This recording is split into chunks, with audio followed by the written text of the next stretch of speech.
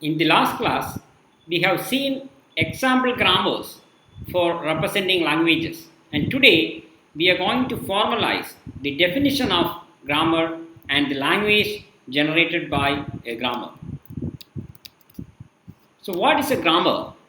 We can try to understand the components of a grammar first. This is an example grammar that we have seen in the last class, and if you recall, a grammar contains a finite set of variables or non-terminals, the capital letters. And one of the non-terminal is known as a start symbol, in this example capital A. And a finite set of terminals or small letters. And lastly, a finite set of rules or productions. So a grammar G can be formally defined as a quadruple capital N, capital T, capital S, capital P, where the capital N is the set of non-terminals or variables, and in this case it is capital A, B. Formally, it is a finite set of non-terminals or variables. And T is the finite set of terminal symbols, here small a and b. Formally, a finite set of non-terminals. And capital S is the start symbol of the grammar, which is a variable, in this case capital A, and generally it is the start symbol. And finally, a finite set of rules, rewrite rules or productions. In this case, there are 4 rules which are listed over here, and formally a finite set of productions or rules. And that is how we can formally define a grammar. And the next is sentences and sentential forms. Again, with this example grammar, we can try to understand what are sentential forms. Here are example sentential forms. So each one is a string of terminals and non-terminals. And formally, a sentential form alpha can be defined as a string of terminals and non-terminals. That is, alpha is an element of all the strings over terminals and non-terminals. So basically, a sentential form is a string of terminals and non-terminals. And here are examples of sentences. If you recall, a sentence is a string of terminal symbols. Formally, a sentence X can be defined as a string of terminals. That is, X is an element of T star. Only terminals are possible in that string. For a sentential form, you can have both terminals and non-terminals. So from these two definitions, we know that every sentence is a sentential form, because in a sentence you can have only terminal symbols, and in a sentential form you can have both terminals and non-terminals. So every sentence is a sentential form. So next definition is about derivation. What is a derivation? In the last class we have seen so many derivations, and here are examples. And basically it is a process of deriving a terminal string from the start symbol of the grammar. 4 derivations are shown, and the notation we have to see later, and the definition is this. The process of generating a sentence from the start symbol of a grammar using the productions in the grammar is known as a derivation. And this is a notation. A star implies small ab, represents that the small ab, which is a sentence, can be derived from the start symbol A using 0 or more productions. And here is the example derivation shown. This derivation tells us that the terminal string small ab can be derived from the simple A using 0 or more productions, and here exactly 3 productions.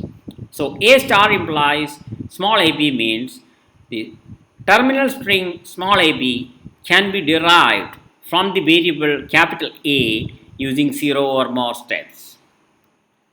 And now this is enough to formally define the language generated by a grammar.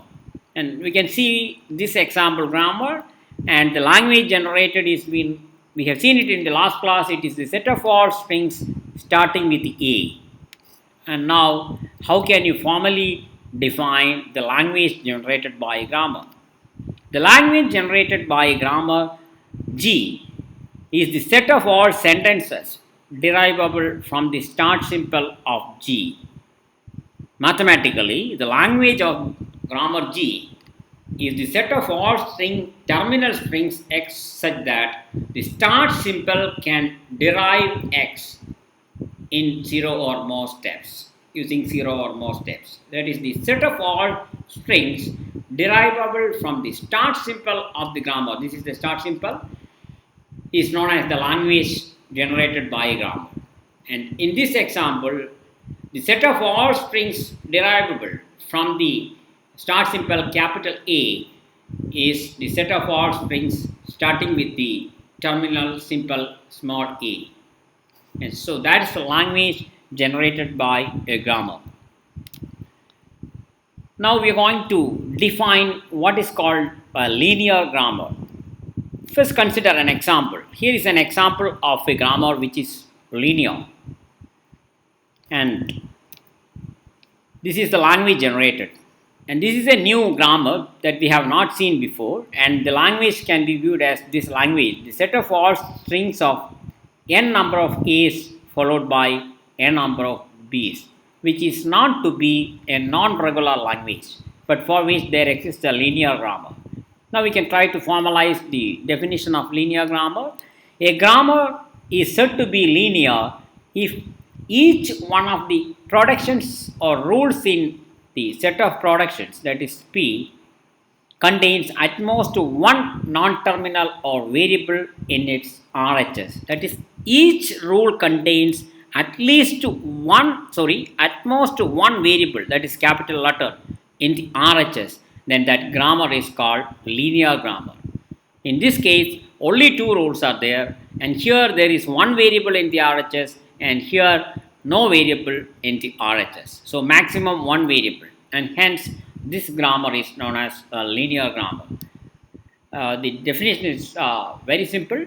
If the RHS of all the productions contains at most one variable or non-terminal that is represented by a capital letter, then the grammar is called a linear grammar. And the next definition is right linear grammar. Which is a linear grammar? Example is here. We know that in a linear grammar, the RHS can contain at most one variable or capital letter. And right linear means if there exists a variable in the RHS, then that must be the rightmost symbol in the RHS. In this case, the first three productions contains a variable in the RHS which is capital B, and in each case it appears as the rightmost symbol in the grammar. And this is the language that we have seen, and formally a linear grammar is said to be right linear if the non-terminal, if present in the RHS of any production, appears as the last symbol in the RHS, that is the rightmost symbol in the RHS. Thus you can see that the RHS of a production is of the form a terminal string X followed by capital A. Capital A is the only non-terminal.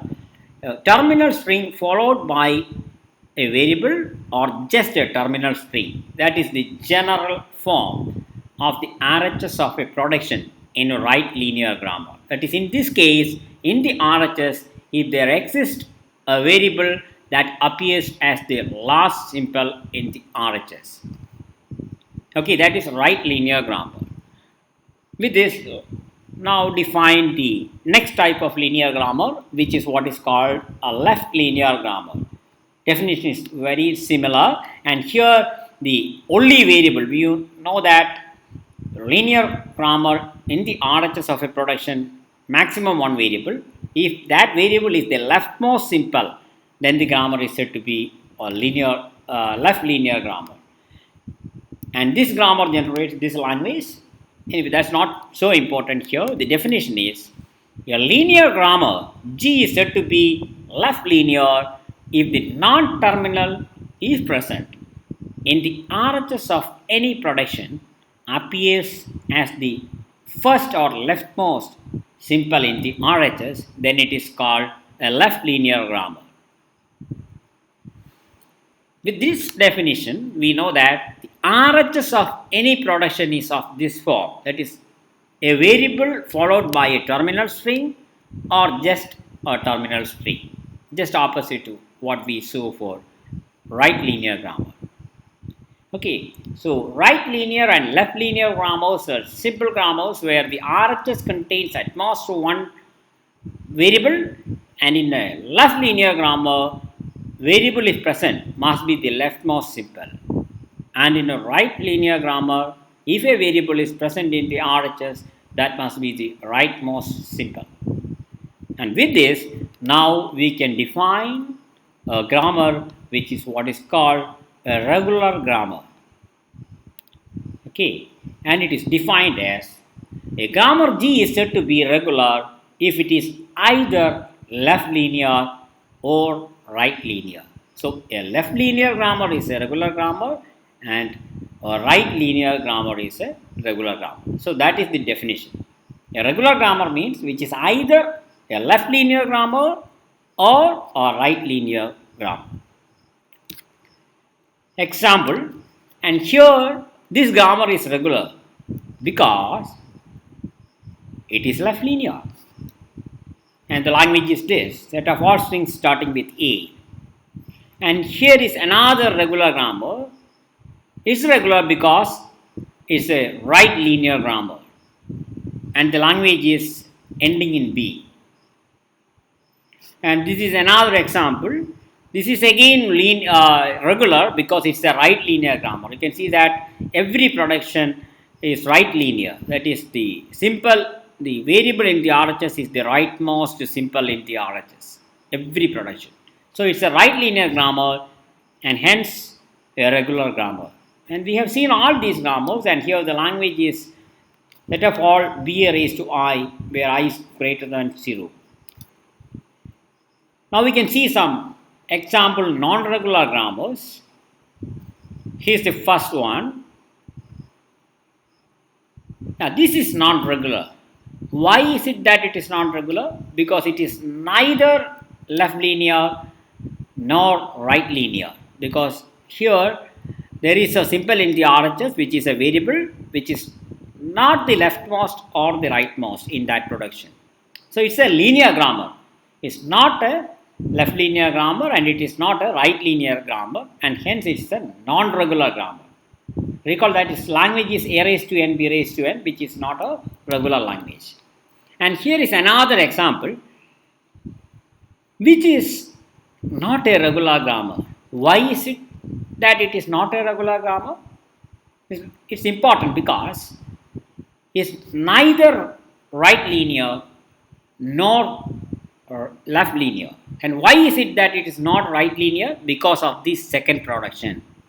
There is a production in which the variable in the RHS is not the rightmost symbol and hence it is not right linear. Similarly, because of the first production, it is not left linear. So, and hence it is not a regular grammar. So, remember, every production must be right linear to be a right linear grammar.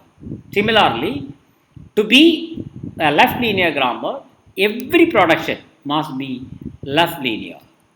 And here is another grammar which is not a regular grammar because which is not even a linear grammar, because there exists a production with two variables in the RHS, then that is not even a linear grammar, and hence it is not a right linear grammar. And with this, we are moving to the last slide in this lecture where I am giving you two assignment questions. Write regular grammars for the following languages. First one is the set of all strings over AV starting in A and ending in B. And second one is the set of all strings over AV where ABA is a substring in X. And with this, we are finishing this lecture, and today we have formalized the definition of grammar, and we have seen the language generated by grammar and the definition of regular grammar. Thank you.